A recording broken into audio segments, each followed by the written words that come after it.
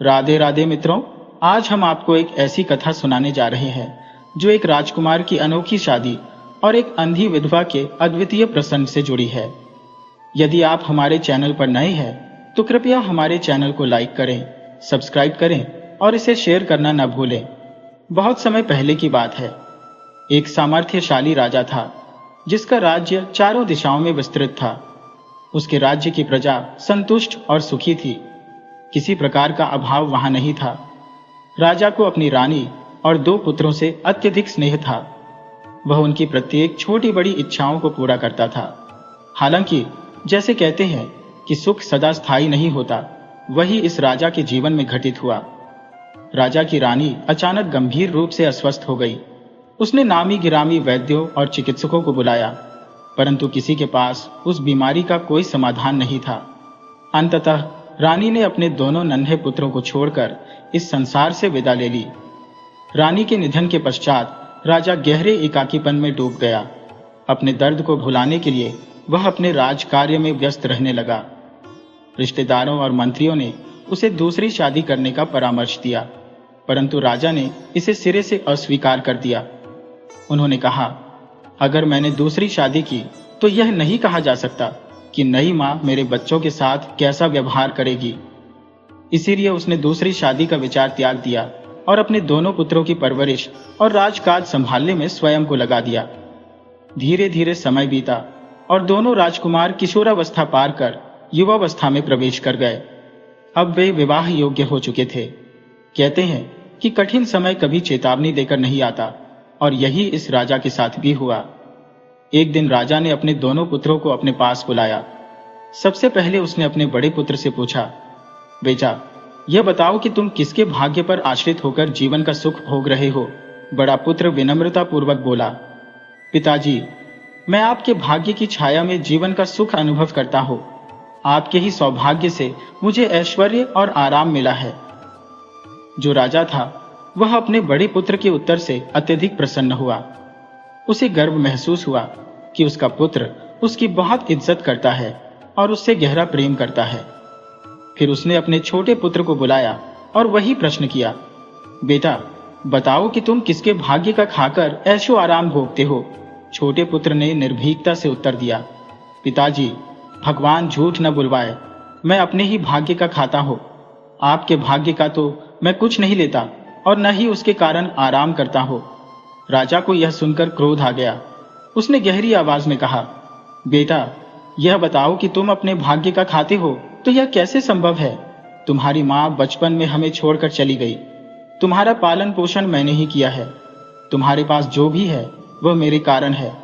पुत्र ने शांत स्वर में कहा, पिताजी, जो मेरे भाग्य में लिखा है वही मुझे प्राप्त होगा। बचपन से अब तक जो भी हुआ वह मेरे भाग्य का ही हिस्सा था। राजा को यह उत्तर सुनकर और अधिक क्रोध आया। उसने कहा, तो अब मैं देखता हूं कि तेरा भाग्य तुझे कहां तक ले जाता है। मैं तुझसे विवाह कराऊंगा और वही देखूंगा कि तेरे भाग्य का सच क्या है। इसके बाद राजा ने अपने मंत्रियों को आदेश दिया कि बड़े पुत्र के लिए एक संस्कारी और रूपवती राजकुमारी की खोज करें और छोटे पुत्र के लिए एक विकलांग कन्या को ढूंढे। मंत्रियों ने राजा की आज्ञा का पालन किया। बड़े पुत्र के लिए उन्होंने एक अत्यंत सुंदर और कुलीन राजकुमारी चुनी। छोटे पुत्र के लिए राजा ने फिर एक बार उससे बातचीत करने की कोशिश की। उसने कहा, बेटा, मैं तेरी शादी किसी विकलांग कन्या से करा दूंगा। अब भी अपनी बात बदल ले। लेकिन छोटे पुत्र ने उसे आत्मविश्वास से कहा, पिताजी, यदि मेरे भाग्य में विकलांग पत्नी है तो मैं उसे स्वीकार करूंगा। मेरा भाग्य जहां ले जाएगा मैं वहां जाऊंगा। राजा का क्रोध अब चरम पर पहुंच गया। उसने दूतों को आदेश दिया कि वे ऐसी किसी भी विकलांग कन्या को लेकर आए। दूतों ने बड़े पुत्र के लिए जहां एक सुंदर राजकुमारी को चुना, वहीं छोटे पुत्र के लिए एक अंधी और विकलांग कन्या को ले आए। राजा ने छोटे पुत्र का विवाह उसी कन्या से करा दिया।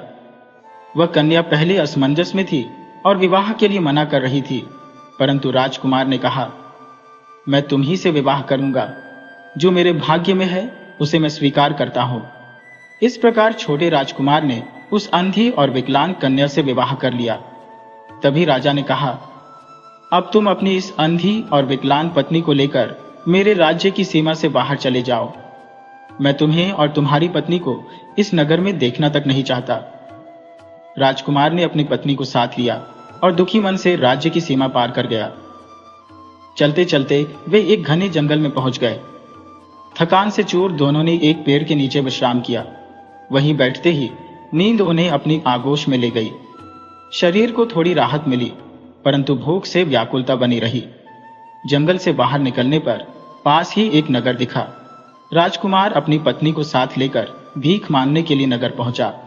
उसने भीख मांगकर भोजन जुटाया और जहां उसकी पत्नी बैठी थी वहां जाकर भोजन पकाया। पहले उसने अपनी धर्मपत्नी को खिलाया और बाद में स्वयं भोजन ग्रहण किया। उसकी पत्नी, जो खुद को अभिशप्त मानती थी, हाथ जोड़कर बोली, आपने मुझसे विवाह करके अपने जीवन को क्यों बर्बाद कर लिया? मैं तो विकलांग हूं, आप किसी और से विवाह कर सकते थे, आपने मना क्यों नहीं किया? राजकुमार ने स्नेहपूर्वक कहा, यह कैसी बात करती हो? मेरे भाग्य में तुम लिखी थी, इसलिए हमारी शादी हुई। मैं तुम्हारा साथ कभी नहीं छोड़ सकता। आज से मैं तुम्हारी आंखें हो। हमारा भाग्य जो भी लिखेगा हम उसे सहर्ष स्वीकार करेंगे। अगले दिन राजकुमार अपनी पत्नी के साथ पुनः भिक्षा मांगने निकला। जब वे एक साहूकार के घर पहुंचे तो साहूकार की पत्नी ने राजकुमार को देखा। उसकी सुंदरता और तेजस्विता ने उसे मोहित कर लिया। साहूकार की पत्नी ने व्यंग्यपूर्ण स्वर में कहा, तुम इतने सुंदर और बलिष्ठ हो, फिर भी इस अंधी और विकलांग स्त्री के साथ अपना जीवन क्यों बर्बाद कर रहे हो? इसे छोड़ दो और मेरे पास आ जाओ। मैं तुम्हारे साथ जीवन बिताने को तैयार हो। राजकुमार ने विनम्रता से उत्तर दिया, बहन, हमें केवल भिक्षा दे दो ताकि मैं अपनी पत्नी के लिए भोजन बना सकूं और स्वयं भी खा सकूं। परंतु साहूकार की पत्नी अपने प्रस्ताव पर अड़ी रही। उसने कहा, मैं तुम्हारे लिए अपना सब कुछ छोड़ सकती हूं, तुम इसे त्याग दो और मेरे साथ रहो। राजकुमार ने क्रोध और दृढ़ता से कहा, यह मेरी पत्नी है, मेरी जीवन संगिनी, चाहे वह कैसी भी हो, मैंने इसे स्वीकार किया है। मैं इसे कभी नहीं छोड़ सकता। मैं अपने वचन पर अडिग रहूंगा। इस घटना की चर्चा चारों ओर फैल गई। राजकुमार की सच्चाई और निष्ठा की कहानी सुनकर लोग उनकी प्रशंसा करने लगे। कहते हैं, जैसे पतिव्रता स्त्रियां होती है, वैसे ही पत्नी के प्रति निष्ठावान पुरुष भी होते हैं और उनमें भी अडिगता और समर्पण की अद्वितीय शक्ति होती है। जब यह समाचार प्रभु तक पहुंचा, तभी आकाशवाणी हुई जिसमें कहा गया, हे राजकुमार, तू धन्य है। तेरा पत्नी धर्म तेरी महानता का प्रमाण है। अब तेरी जीवन संगिनी की दोनों आंखें ठीक हो जाएंगी। आकाशवाणी ने यह भी उद्घोष किया कि वह स्त्री जो आज तेरी संगिनी है, वास्तव में एक राजकुमारी है। आकाशवाणी सुनते ही आसपास के ग्रामीण और नगरवासी जो इस घटना के साक्षी बने थे, साहूकार की पत्नी को भर्त्सना करने लगे। उन्होंने कहा, तुमने इनका सच्चा प्रेम नहीं पहचाना। यदि तुम अपना भला चाहती हो तो इनसे क्षमा मांगो और अपनी भूल सुधारो। राजकुमार और उसकी पत्नी ने प्रभु के सामने अत्यंत विनम्रता से प्रार्थना की, हे सर्वशक्तिमान, हमें आपका आशीर्वाद मिला। हम अत्यंत कृतज्ञ और प्रसन्न हैं। शाम के समय राजकुमार भोजन तैयार करने में जुट गया, किंतु उसकी पत्नी, जिसकी आंखें अब ठीक हो चुकी थी, प्रेमपूर्ण स्वर में बोली, स्वामी, अब आपको मेरे लिए भोजन पकाने की आवश्यकता नहीं है। आज मैं स्वयं भोजन बनाऊंगी। राजकुमार ने मुस्कुराते हुए कहा, इसमें क्या अंतर है कि खाना तुम बनाओ या मैं? यह तो समान ही बात है। पत्नी ने दृढ़ता से उत्तर दिया, स्वामी, अब मेरी दृष्टि लौट आई है। मैं देख सकती हूं। अब मैं आपकी सेवा करूंगी। कृपया बैठिए और मुझे यह करने दीजिए। पत्नी ने भोजन तैयार किया और पहले अपने पति को प्रेम पूर्वक परोसा, फिर स्वयं भोजन ग्रहण किया। उनके बीच का स्नेह और गहरा हो गया। दोनों एक दूसरे की देखभाल करने लगे और सुखपूर्वक जीवन बिताने लगे। धीरे धीरे राजकुमार ने कहा, अब हमें अपनी गृहस्थी बसाने के लिए किसी स्थायी निवास और काम धंधे की व्यवस्था करनी चाहिए। वे उस नगर को छोड़कर दूसरे नगर की ओर बढ़ चले। जब वे एक अन्य राजा के राज्य में पहुंचे तो राजकुमारी ने अपने पति से कहा, स्वामी, अब मैं आपसे कुछ छिपाना नहीं चाहती। जिस नगर में हम पहुंचे हैं वह मेरे पिता का राज्य है। मैं इसी राजा की पुत्री हूं। वह आगे कहने लगी, मेरे माता पिता लंबे समय तक संतानहीन रहे। जब वे वृद्धावस्था में पहुंचे तब मेरा जन्म हुआ, लेकिन दुर्भाग्यवश मेरी मां स्वर्ग सिधार गई। मैं अपनी मां की याद में अनवरत रोती रहती थी। आंसुओं का यह सिलसिला इतना लंबा चला कि मेरी आंखों की ज्योति चली गई। मेरे पिता मेरे अंधत्व से अत्यंत दुखी रहते थे। जब मैं धीरे धीरे बड़ी हुई तो मेरे पिता ने मेरे लिए वर तलाशने का प्रयास आरंभ किया। उन्होंने अनेक स्थानों पर भाग दौड़ की, किंतु मेरे अंधेपन के कारण कोई भी राजकुमार मुझे स्वीकार करने को तैयार नहीं हुआ। यह असफलता मेरे पिता के हृदय को विषाद से भर देती थी। मेरी शादी न हो पाने की चिंता उन्हें निरंतर खाई जाती थी। एक दिन मेरे पिता मुझे गंगा स्नान के बहाने अपने साथ ले गए। वहां गंगा तट पर उन्होंने मुझे सोती हुई छोड़ दिया और अकेले ही वापस लौट आए। उसके पश्चात मैंने भीख मांगकर अपना जीवन यापन करना प्रारंभ किया। इसी दौरान आपके पिता के सैनिकों ने मुझे पकड़ा और फिर मेरी शादी आपसे करवा दी। जब राजकुमार ने यह बात सुनी तो उन्होंने सांत्वना देते हुए कहा, इससे कोई अंतर नहीं पड़ता, अब हम आपके पिता के नगर में हैं। यह सुनकर उनकी पत्नी अत्यंत प्रसन्न हुई कि वह शीघ्र ही अपने पिता को देख सकेगी। वे उस नगर में एक किराए के मकान में रहने लगे। उसकी पत्नी ने कहा, आप किसी प्रकार की नौकरी कर लीजिए। राजकुमार अपने ससुर, जो कि राजा थे, के पास नौकरी की याचना लेकर पहुंचे। राजा के सम्मुख उन्होंने अत्यंत विनम्रता से प्रार्थना की, महाराज, मुझे कोई भी कार्य दे दीजिए, मैं अपनी पूरी निष्ठा से उसे संपन्न करूंगा और आपको कभी शिकायत का अवसर नहीं दूंगा। राजा, जिनका नाम चंद्रसेन था, उस युवक को देखकर मुग्ध हो गए। उसकी सुंदरता, वाणी और विनम्रता ने राजा को मंत्रमुग्ध कर दिया। उन्होंने उसे अपने शयन कक्ष की पहरेदारी का कार्य सौंपा और प्रतिदिन 1 रुपये की मजदूरी निर्धारित की। इस नई नौकरी की खुशी में राजकुमार अपनी पत्नी के पास लौटे और यह समाचार सुनाया। उन्होंने कहा, आज से मैं आपके पिता के शयन कक्ष की पहरेदारी करूंगा।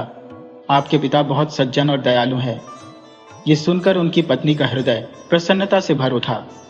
शाम को भोजन करने के पश्चात राजकुमार अपनी पत्नी से विदा लेकर राजा के महल में नौकरी करने के लिए निकल पड़े। वहां पहुंचने पर उन्हें एक तलवार सौंपी गई और पहरेदारी का कार्य प्रारंभ हो गया। राजा, जो उनकी ओर एकटक निहारते रहते, अंततः भावुक हो गए। उनकी आंखों में आंसू उमड़ आए। राजकुमार ने यह देख पूछा, महाराज, आपको क्या हुआ?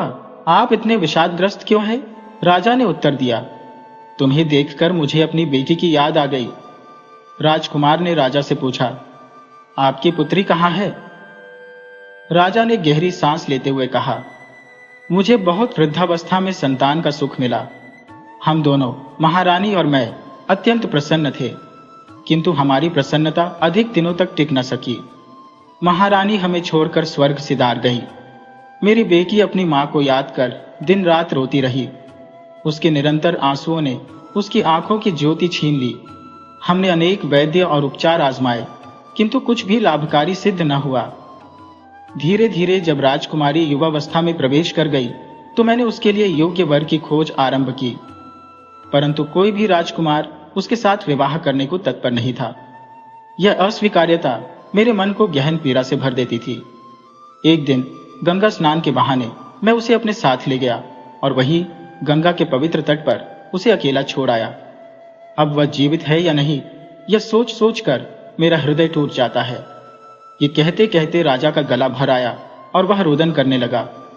तभी राजकुमार ने उनके मुख पर हाथ रखते हुए कहा, राजा साहब, अपनी बेटी को याद कर आप स्वयं को इस तरह कष्ट न दें। यह एक बहुत ही दुखद कथा है।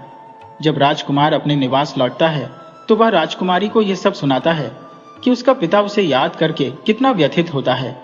यह सुनकर राजकुमारी अपने पिता से मिलने की हट करने लगती है, किंतु राजकुमार उसे शांत करते हुए समझाता है, अभी समय उचित नहीं है, जैसे ही सही समय आएगा मैं तुम्हें तुम्हारे पिता से अवश्य मिलवाऊंगा। उधर राजकुमार प्रतिदिन राजा के दुख भरे प्रसंग सुनता और उन्हें सांत्वना देता। राजा धीरे धीरे राजकुमार के प्रति अपने हृदय की हर बात शेयर करने लगा। जब राजकुमार सुबह अपनी पत्नी के पास लौटता तो वह राजा की पीड़ा का वर्णन उसे करता। यह सुनकर राजकुमारी अत्यधिक भावुक हो जाती और पुनः मिलने की जिद करती, किंतु राजकुमार उसे संयम रखने को कहता और वचन देता कि सही समय पर वह उसे राजा के पास ले जाएगा। कुछ समय पश्चात पड़ोसी राज्य के राजकुमार ने उस राज्य पर आक्रमण कर दिया जहां राजकुमारी का पिता राजा था। आक्रमणकारी ने राज्य पर अधिकार कर लिया और राजा के पुत्र को बंदी बना लिया। राजा स्वयं वेश बदलकर अपनी जान बचाते हुए वहां से भाग निकला और भीख मांगकर अपना जीवनयापन करने लगा। इस बीच राजकुमार अपनी पत्नी के साथ किराए के मकान में निवास कर रहा था। उनके जीवन में आनंद तब और बढ़ गया जब उन्हें पुत्र रत्न की प्राप्ति हुई। दोनों अपने बच्चे के साथ संतोषपूर्वक जीवन व्यतीत कर रहे थे। एक रात जब राजकुमार चंद्रसेन राजा के शयन कक्ष का पहरा दे रहा था तो उसने कहीं दूर से किसी के विलाप की ध्वनि सुनी। इस आहट से महाराज जाग गए और उन्होंने अपने पहरेदार से कहा, जाओ और देखो कि आधी रात को कौन रो रहा है और क्यों। राजकुमार तुरंत अपनी तलवार लेकर उस दिशा में बढ़ा जहां से वह ध्वनि आ रही थी। राजा भी उसकी गतिविधियों को गुप्त रूप से देखने के लिए उसके पीछे पीछे चल दिए। कुछ दूरी पर पहुंचने पर उन्होंने देखा कि एक वृद्धा अत्यधिक करुणा से रो रही थी। राजकुमार उस बुढ़िया के पास पहुंचकर गहरी जिज्ञासा से पूछता है, माई, आधी रात में आप क्यों बिलख रही हैं? आपकी सिसकियों की गूंज जैसे तलवार की धार को चीरती हुई प्रतीत होती है। ये दुख किस कारण उपजा है? बुढ़िया ने थकी हुई आवाज में उत्तर दिया, बेटा, मैं क्या कहूं, मेरी पीड़ा का समाधान तुम्हारे पास संभव नहीं है। इस पर राजकुमार ने विनम्रता से कहा, माई, मैं राजा के पलंग का रक्षक हूं। राजा ने मुझे यह जानने का आदेश दिया है कि इस रात की नीरवता को भंग करने वाली यह रुदन की ध्वनि कौन उत्पन्न कर रहा है? कृपया मुझे बताइए। बुढ़िया ने गहरी सांस लेते हुए कहा, हमारा राजा अत्यंत दयालु है। वह अपनी प्रजा का सदैव भला करता है, दुख सुख में उसका ध्यान रखता है और किसी को पीड़ा नहीं पहुंचाता। लेकिन आज रात देवी ने मेरे स्वप्न में आकर कहा कि 2 दिन बाद यह राजा मृत्यु को प्राप्त होगा। यही सुनकर मेरा हृदय फट पड़ा और आंसू रुकने का नाम नहीं ले रहे। ये सुनते ही राजकुमार ने बुढ़िया से पूछा, क्या देवी ने राजा को बचाने का कोई उपाय नहीं बताया? बुढ़िया ने ठंडी आवाज में कहा, देवी ने कहा है कि यदि कोई अपने पहले पुत्र को उनके भेंट स्वरूप चढ़ा दे तो राजा की आयु बच सकती है। लेकिन यह बलिदान देने की हिम्मत कौन करेगा? राजकुमार ने दृढ़ता से कहा, माई, मुझे बताइए कि मैं क्या कर सकता हूं। यह सब सुनकर राजा चंद्रसेन, जो छिपकर राजकुमार का पीछा कर रहा था, आश्चर्यचकित हो गया। वह देख रहा था कि राजकुमार बिना किसी झिझक के उस बुढ़िया से यह वचन लेकर लौटा कि वह राजा को मरने नहीं देगा। राजकुमार अपने घर पहुंचते ही अपनी पत्नी को सारी बात विस्तार से बताता है। पत्नी, जो राजा के प्रति गहरा सम्मान रखती थी, चिंता में डूब जाती है। उसने पूछा, आप इतनी जल्दी क्यों लौट आए? राजकुमार ने उत्तर दिया, आज रात एक बुढ़िया से भेंट हुई। उसने बताया कि हमारे राजा की 2 दिन बाद मृत्यु होने वाली है। राजा को बचाने का एकमात्र उपाय यह है कि देवी को किसी के पहले पुत्र की बलि दी जाए। ये सुनकर पत्नी का चेहरा भावनाओं से भर उठा। वह कहती है, हमारे पिता समान राजा का जीवन अमूल्य है। यदि हमारा पुत्र बलिदान दे सकता है तो यह कोई बड़ी बात नहीं। पुत्र फिर जन्म ले सकता है, परंतु राजा का स्थान कोई और नहीं ले सकता। दोनों पति पत्नी ने यह कठोर निर्णय लिया और अपने पुत्र को देवी मां को समर्पित करने के लिए मंदिर की ओर चल पड़े। अब तक राजा चंद्रसेन छुपकर सब कुछ देख रहा था। वह अपनी बेटी को जीवित और सुरक्षित देखकर गहरे आनंद में था, परंतु साथ ही उसकी आत्मा भीतर से दुख और अपराध बोध से भर गई। यह द्वंद्व उसके भीतर चल रहा था, जिसे सिवाय उसके और कोई नहीं समझ सकता था। उधर पहरेदार बने राजकुमार और उसकी पत्नी अपने पुत्र को लेकर मंदिर पहुंच गए। राजा भी उनके पीछे पीछे चुपचाप चल पड़ा। मंदिर में पहुंचकर राजकुमार ने अपने पुत्र को हृदय से लगाकर ढेर सारा स्नेह दिया। उसकी पत्नी ने भी अपने पुत्र को अंतिम बार गले से लगाया और अपने पति से कहा, अब हमारे पुत्र का बलिदान दो। राजकुमार ने कांपते हाथों से तलवार उठाई और एक झटके में अपने पुत्र का सिर धड़ से अलग कर दिया। किंतु माता रानी अभी तक प्रसन्न नहीं हुई और उनका खप्पर अब भी रिक्त था। यह देखकर राजकुमार ने क्षण भर भी विलंब नहीं किया और अपनी तलवार से स्वयं की गर्दन भी काट डाली। यह दृश्य देखकर उसकी पत्नी स्तब्ध रह गई। उसका हृदय भारी शोक और असहनीय पीड़ा से भर गया। वह सोचने लगी, पति और पुत्र के बिना जीवन का क्या अर्थ है। यह सोचकर उसने भी अपने प्राण त्याग दिए। राजा चंद्रसेन यह सब देखकर भीतर से टूट चुका था। उसकी आंखों में आंसू थे और उसने सोचा, जब मेरी बेटी, दामाद और नाती ही नहीं रहे तो मेरा जीवित रहना व्यर्थ है। उसने अपनी कटार उठाई और जैसे ही अपनी गर्दन काटने को उद्यत हुआ, तभी आकाशवाणी हुई। ठहरो राजा। राजा ठिठक गया और बोला, अब मेरा जीवन व्यर्थ है, मुझे जीकर क्या करना है। उसी क्षण देवी मां प्रकट हुई। उन्होंने कहा, धन्य है तुम्हारी बेटी और उसका पति। उन्होंने तुम्हारे प्राणों की रक्षा के लिए अपने पुत्र का बलिदान देकर महानता का परिचय दिया है। अब तुम चिंता मत करो। देवी मां ने अमृत छिड़क कर तीनों को पुनर्जीवित कर दिया। राजा ने अपनी बेटी, दामाद और नाती को हृदय से लगाया और उन्हें अपने महल में ले जाकर भव्य स्वागत किया। अगले दिन राजा चंद्रसेन ने घोषणा करवाई कि वह अपने दामाद का राज तिलक करेगा। पूरी प्रजा इकट्ठी हो गई। राज तिलक के पश्चात राजकुमार को राजगद्दी सौंपी गई। दान संस्कार की व्यवस्था की गई। दान के समय गरीबों की लंबी पंक्ति लगाई गई थी। राजकुमार को राजसी वस्त्र पहनाए गए। जब दान प्रारंभ हुआ तो एक भिखारी आगे बढ़ा। राजकुमार ने उसे पहचान लिया। वह वही भिखारी था जिसने कभी उसे घर से निकाल दिया था। राजकुमार ने सैनिकों को आदेश दिया कि उसे सम्मान पूर्वक बैठाया जाए। यह दृश्य भाग्य की विचित्र विडंबना थी। वह व्यक्ति उसका पिता था। इसी वजह से उसने उस भिखारी को सम्मान पूर्वक स्थान दिया। राजा चंद्रसेन यह सब देख रहे थे और मन ही मन विचार करने लगे कि शायद इस भिखारी में कोई विलक्षण गुण होगा, तभी मेरा दामाद उसे इतने आदर और प्रेम से आसन प्रदान कर रहा है। उस भिखारी को बड़े सत्कार और श्रद्धा के साथ बैठाया गया, किंतु राजा अपने पुत्र को पहचानने में असमर्थ रहे। राजा ने सोचा था कि मेरा पुत्र, जो वर्षों पहले राज्य छोड़कर गया था, संभवतः भीख मांगते मांगते एक सामान्य भिखारी में परिवर्तित हो गया होगा।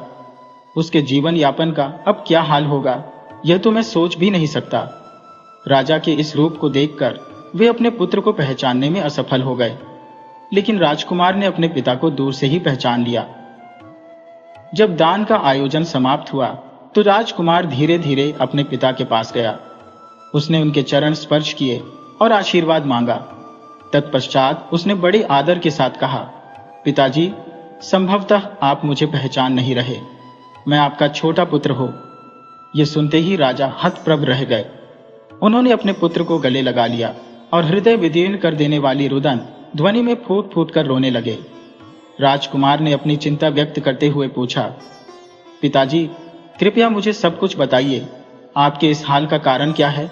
तब राजा ने गहरी पीड़ा के साथ उत्तर दिया, पड़ोसी राज्य ने हमारे राज्य पर आक्रमण किया। इस संघर्ष में तुम्हारे बड़े भाई को बंदी बना लिया गया। हमारा राज्य छिन गया और मैं विवश होकर दर दर भटकने लगा। अब राजकुमार, जो अब राजा बन चुका था, ने अपनी सेना को एकत्रित किया। उसने अपने पिता से कहा, पिताजी, आप चिंता न करें, आप यहीं ठहरे। मैं अपनी सेना के साथ उस राज्य पर आक्रमण करने जा रहा हूं। वह दृढ़ संकल्प के साथ युद्ध के लिए निकल पड़ा। 6 दिनों के भीतर उसने उस राज्य को जीत लिया और अपने भाई को कारागार से मुक्त करा लिया। इसके पश्चात राजकुमार ने अपने पिता को उनके राज्य का अधिकार सौंपते हुए कहा, पिताजी, अब यह राज्य पुनः आपका है। आप चाहे तो मेरे साथ रह सकते हैं अथवा अपने बड़े पुत्र के पास लौट सकते हैं। राजा को अपनी पूर्व की भूल पर गहरा पछतावा हुआ। उन्होंने कटाक्ष भरे स्वर में कहा, भाग्य के चक्र को कोई नहीं समझ सकता। मनुष्य को कभी भी अपने भाग्य पर गर्व नहीं करना चाहिए। राजा ने अनुभव किया कि जिसे उन्होंने एक साधारण जीवन जीने के लिए मजबूर कर दिया था, वही आज महान राजा बन चुका था। उसकी पत्नी महारानी बन गई और बड़े बेटे, जिसे राजा का पद दिया गया था, वह कारागार में कैद था। यदि यह छोटा बेटा न होता तो बड़े बेटे की मुक्ति असंभव थी। राजा को यह स्वीकार करना पड़ा कि वह स्वयं राजा होते हुए भी भीख मांगने को मजबूर हो गए थे। अंततः उन्होंने यह मान लिया कि भाग्य की लीला अज्ञेय है। किसी की तुलना किसी और से कभी नहीं करनी चाहिए। यदि आपको यह कहानी पसंद आई हो तो कृपया हमारे चैनल अपनी संस्कृति को लाइक करें, सब्सक्राइब करें और इसे अधिक से अधिक शेयर करें। राधे राधे।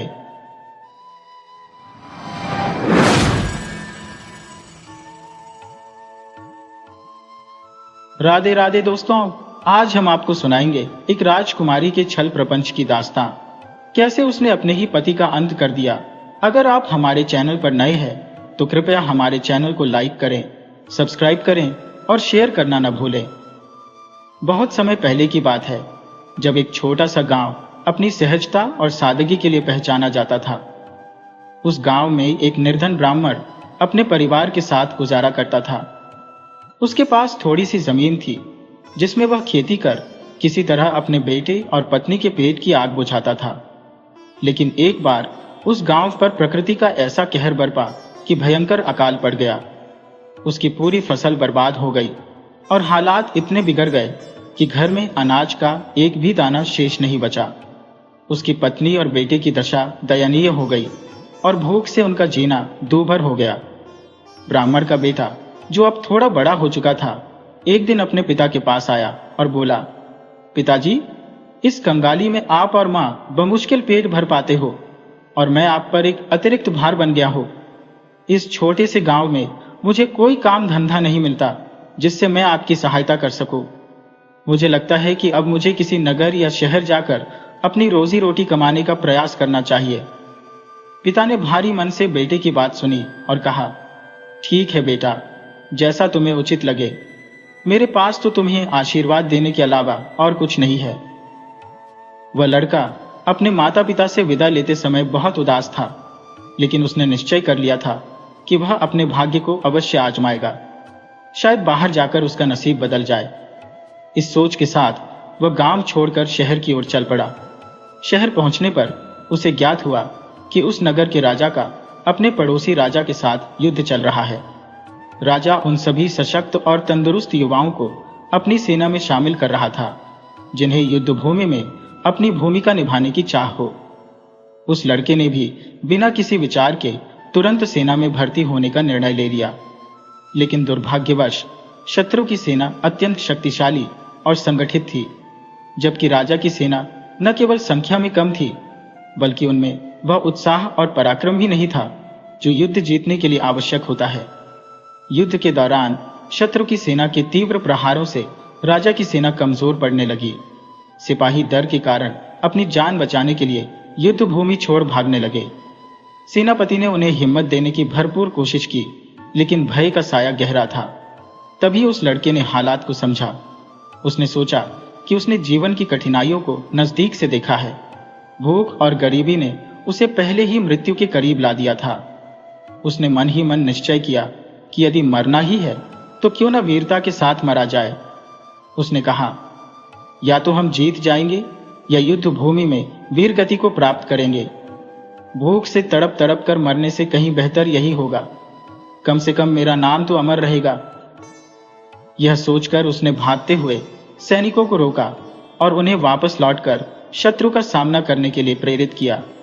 उसकी जोशीली बातों ने सैनिकों में अदम्य साहस भर दिया। अब वे सब अपने प्राणों की परवाह किए बिना दुश्मनों से भिड़ने के लिए तैयार हो गए। परिणाम स्वरूप उनकी वीरता ने शत्रु की सेना को परास्त कर दिया। शत्रु सेना मैदान छोड़कर भागने लगी। बूढ़ा सेनापति इस युवक की बहादुरी और नेतृत्व क्षमता से अत्यंत प्रभावित हुआ। जब उनकी सेना ने विजय प्राप्त की और पड़ोसी राज्य पर अधिकार कर लिया, तब प्रधानमंत्री ने राजा को यह सारा विवरण बताया। उसने उस लड़के की वीरता और समर्पण की भूरी भूरी प्रशंसा की। राजा इस बात से बहुत प्रसन्न हुआ। उसने अपने मंत्री को आदेश दिया कि उस लड़के को सम्मानित किया जाए और उसे राज्य के महत्वपूर्ण पद पर नियुक्त किया जाए। वह लड़का अब राज दरबार का एक अभिन्न हिस्सा बन गया। राजा ने भी उसे अत्यधिक पसंद करना शुरू कर दिया। परंतु राजा की एकमात्र संतान राजकुमारी बेहद सुंदर थी, लेकिन उतनी ही घमंडी भी। उसकी खूबसूरती की चर्चा दूर दूर तक थी, लेकिन उसका घमंड किसी को भी उससे निकट आने का साहस नहीं देता था। राजकुमारी ने यह प्रण लिया था कि वह केवल उसी युवक से विवाह करेगी जो उसकी कठिन शर्तों को स्वीकार करेगा और उसे स्वयं से भी अधिक प्रेम करेगा। उसकी शर्त यह थी कि यदि वह अपने पति से पहले मरती है तो उसका पति उसकी कब्र में जीवित रहते हुए उसके साथ दफन हो जाएगा, और यदि उसका पति पहले मृत्यु को प्राप्त करता है तो वह भी उसके साथ अपनी कब्र में दफन हो जाएगी। उसका मानना था कि पति पत्नी में से किसी एक के बिना दूसरे का जीवन निरर्थक है। उसकी इस अजीबोगरीब और कठोर शर्त को सुनकर सारे राजकुमारों ने उससे विवाह करने से इनकार कर दिया। केवल राजकुमार ही नहीं, नगर का कोई भी युवक उसके साथ विवाह करने का इच्छुक नहीं था। लोग उसके अहंकार और घमंड के कारण उसकी आलोचना करते थे। वे कहते, कैसी राजकुमारी है जो किसी का सम्मान नहीं करती, कितनी घमंडी है। राजमहल में उस गरीब लड़के को, जो अब एक महत्वपूर्ण पद पर था, इन बातों का पता चला। एक दिन राजा ने अपनी परेशानियां उससे शेयर की। इसी दौरान लड़के ने पहली बार राजकुमारी को देखा।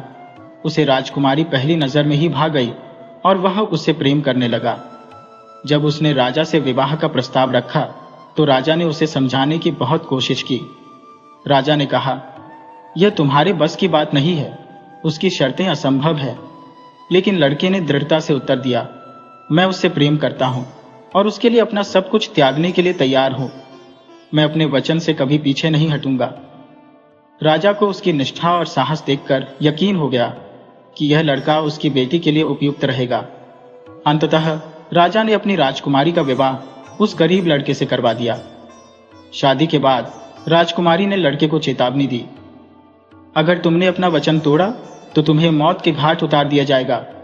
लड़के ने अपनी पत्नी को वचन दिया कि वह अपने वचनों से कभी पीछे नहीं हटेगा। धीरे धीरे समय बीतने लगा। दोनों पति पत्नी खुशी खुशी जीवन व्यतीत कर रहे थे। लेकिन जैसा कहा जाता है, सुख के पल क्षणिक होते हैं। एक दिन राजकुमारी अचानक गंभीर रूप से बीमार पड़ गई। राजा ने कई वैद्यों और चिकित्सकों से उसका इलाज करवाया, लेकिन कोई भी उसकी बीमारी का निदान नहीं कर सका। दूर दराज के प्रसिद्ध वैद्यों को बुलाया गया, परंतु उनकी सभी कोशिशें असफल रही। अंततः राजकुमारी की बीमारी ने उसे मृत्यु के कगार पर पहुंचा दिया और वह इस संसार को छोड़कर चली गई। अब लड़के को अपने वचन के अनुसार अपनी पत्नी की कब्र में तब तक रहना था जब तक कि उसकी अपनी मृत्यु नहीं हो जाती। राजा ने अपनी बेटी के लिए एक विशाल और भव्य कब्र का निर्माण कराया, लेकिन उसे अपने दामाद पर गहरा तरस आ रहा था।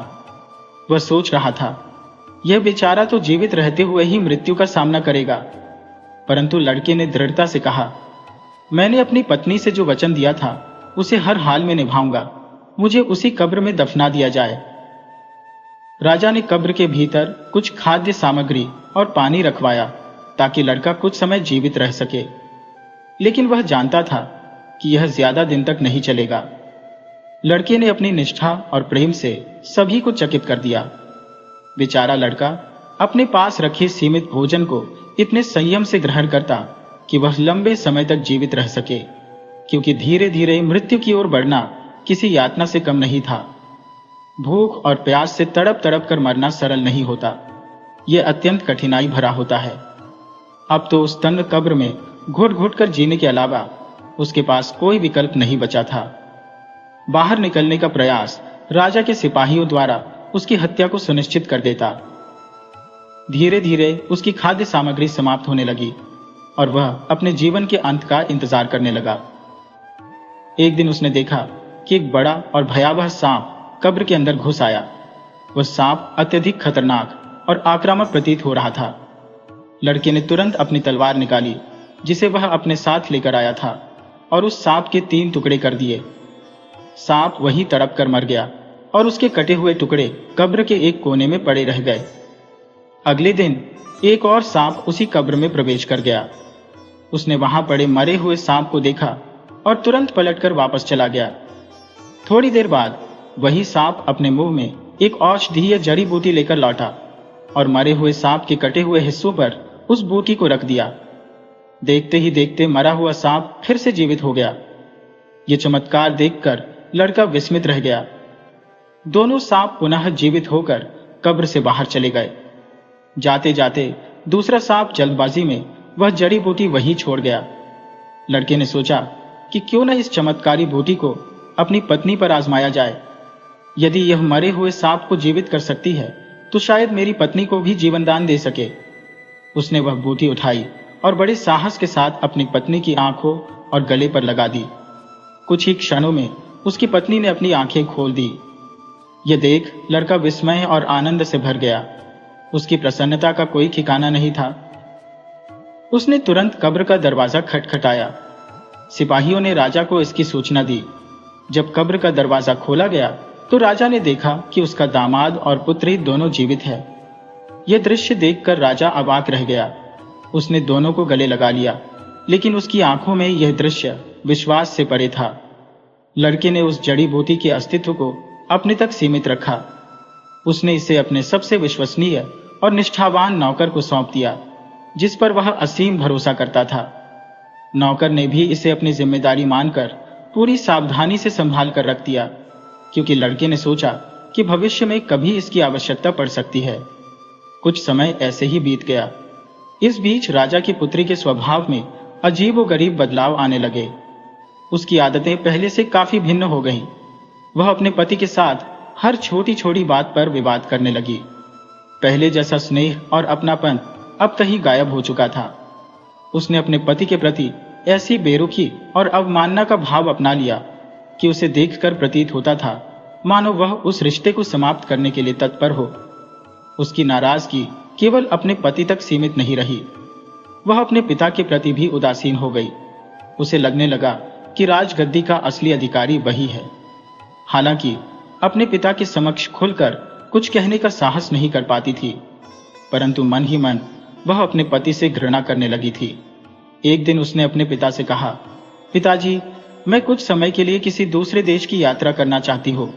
मेरी जिंदगी में जो घटनाएं घटी हैं, उनसे बाहर निकलने के लिए मुझे थोड़ा बदलाव चाहिए। शायद वहां की ताजी हवा और वातावरण मेरे मन को शांति दे सके। राजा ने सोचा कि यह यात्रा उसके दामाद और बेटी दोनों के लिए फायदेमंद होगी। उन्होंने तुरंत अपने जहाज को यात्रा के लिए तैयार करवाया और उसमें हर प्रकार की सुविधा उपलब्ध करवाई। कुछ ही दिनों में दोनों यात्रा पर निकल पड़े। यात्रा के दौरान राजकुमारी की नजर जहाज के कप्तान पर पड़ी। कप्तान का व्यक्तित्व उसे अपने पति से कहीं अधिक आकर्षक और मनमोहक प्रतीत हुआ।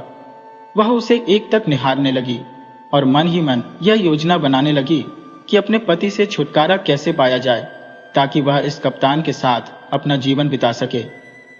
जब राजकुमारी और कप्तान की नजरें मिली तो दोनों के बीच एक अजीब सा आकर्षण पैदा हो गया।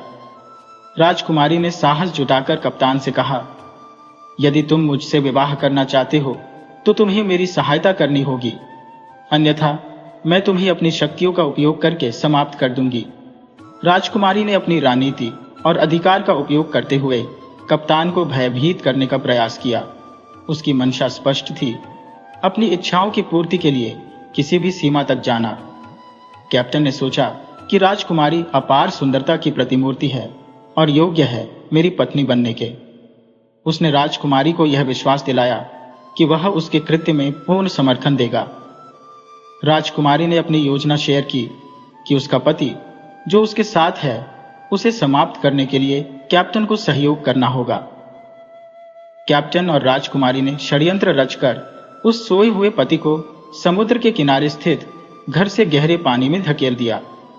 उनका मानना था कि उसकी मृत्यु निश्चित है, जिससे राजकुमारी स्वतंत्र हो जाएगी और कैप्टन के साथ अपना जीवन सुखपूर्वक व्यतीत करेगी।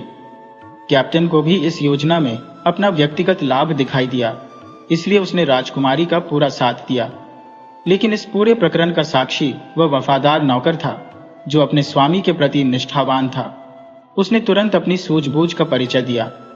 जहाज पर आपातकालीन स्थिति के लिए रखी गई छोटी नाव को लेकर वह समुद्र की लहरों के बीच पहुंचा। उसने अपनी स्वामी भक्ति का परिचय देते हुए उस दुर्लभ जड़ी बूटी को जो उसने सुरक्षित रखी थी अपने स्वामी के माथे पर लगाया। इससे राजकुमार की मृतप्राय अवस्था समाप्त हो गई और वह पूर्णतः स्वस्थ हो गया। राजकुमार को जब अपनी पत्नी की विश्वासघात की योजना का भान हुआ तो उसके हृदय में गहरा संताप उत्पन्न हुआ। उसने सोचा कि जिसे वह अपने जीवन का अभिन्न अंग मानता था, वह कैसे इतनी क्रूरता और छल का सहारा ले सकती है। उसने अपने वफादार नौकर से आग्रह किया कि उसे शीघ्रता पूर्वक महल पहुंचाया जाए, जहां राजकुमारी के पिता और राज्य का न्याय हो सके। नौकर ने अपने स्वामी को राजकुमारी और कैप्टन से पहले महल में पहुंचा दिया। राजा ने अपने दामाद को देखकर विस्मय पूर्वक पूछा, तुम इतनी जल्दी कैसे लौट आए? मेरी बेटी कहाँ है? राजकुमार ने राजा को संपूर्ण घटना सुनाई कि कैसे उनकी बेटी और जहाज के कैप्टन ने मिलकर उसे गहरे समुद्र में मृत्यु के लिए धकेल दिया। लेकिन राजा को अपने दामाद की बात पर विश्वास नहीं हुआ। उन्होंने कहा, मेरी बेटी इतना घृणित कार्य कभी नहीं कर सकती। वह तुमसे प्रेम करती है और तुम्हारे बलिदानों का सम्मान करती है। राजा के इन शब्दों ने राजकुमार को और अधिक हताश कर दिया, लेकिन उसने निश्चय किया कि सच्चाई उजागर करके वह अपने अपमान का प्रतिशोध लेगा। मैं अपनी बेटी पर दोषारोपण नहीं कर सकता, मैंने कहा। वह तुम्हें कैसे मार सकती है? तुमने तो उसके साथ कब्र में जाने का साहस दिखाया था। तुमने उसे मृत्यु के मुंह से खींचकर जीवन दान दिया। लेकिन उस युवक ने दृढ़ता से कहा, राजा साहब, यदि मेरी बातों पर आपको विश्वास नहीं है तो मुझे महल में कहीं गुप्त रूप से छिपा दीजिए। ये बात किसी को भी ज्ञात नहीं होनी चाहिए। जब राजकुमारी लौटेगी तब सच्चाई स्वतः उजागर हो जाएगी। राजा ने युवक की बात मानी और उसे महल के एक सुरक्षित कोने में छिपा दिया। अगले दिन राजकुमारी का जहाज भी वापस आ गया। जब वह अपने पिता के समक्ष पहुंची तो वह नकली आंसुओं से रोने लगी। राजा ने पूछा, तुम अकेली क्यों लौटी हो? तुम्हारा पति कहाँ है? राजकुमारी दुख का नाटक करते हुए जोर जोर से रोने लगी और बोली, पिताजी, मैं क्या बताऊं, रास्ते में मेरे पति की तबीयत अत्यंत बिगड़ गई। समुद्र के मध्य में हम उनका उपचार कहां से कराते? हम उन्हें बचा नहीं सके। अब वे इस संसार में नहीं रहे। यदि आपको मेरी बात का विश्वास नहीं है तो आप जहाज के कैप्टन से पूछ सकते हैं। यदि वे जीवित होते तो मैं अवश्य उन्हें साथ लेकर आती। राजा ने बेटी की बातें सुनी, लेकिन भीतर ही भीतर उनका क्रोध बढ़ता जा रहा था। उन्होंने अपनी बेटी की झूठी कहानी चुपचाप सुनी। कुछ समय बाद उन्होंने राजकुमारी के पति को दरबार में बुलाया। जैसे ही राजकुमारी ने अपने पति को जीवित देखा, वह स्तब्ध रह गई। उसके होश उड़ गए और वह माफी मांगने लगी।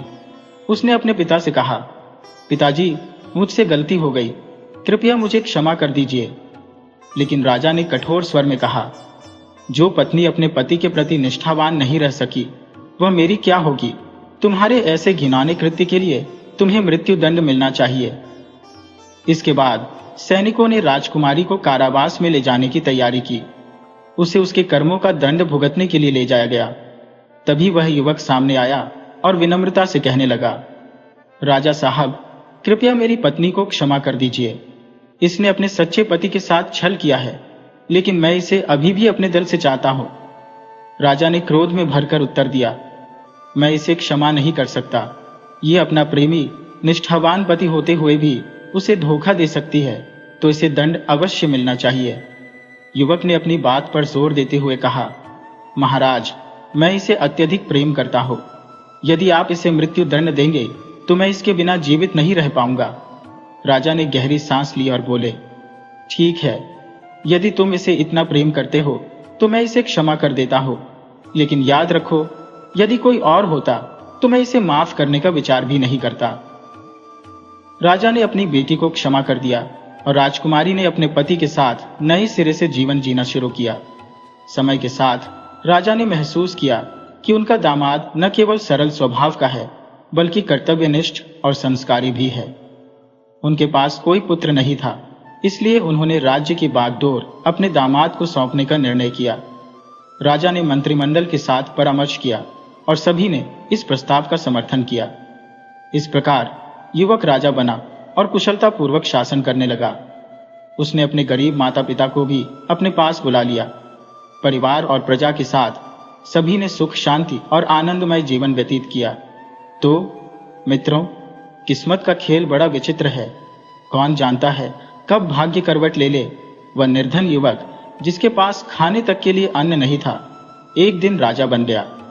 अगर आपको यह कहानी पसंद आई हो तो कृपया हमारे चैनल को लाइक करें और सब्सक्राइब करना न भूलें।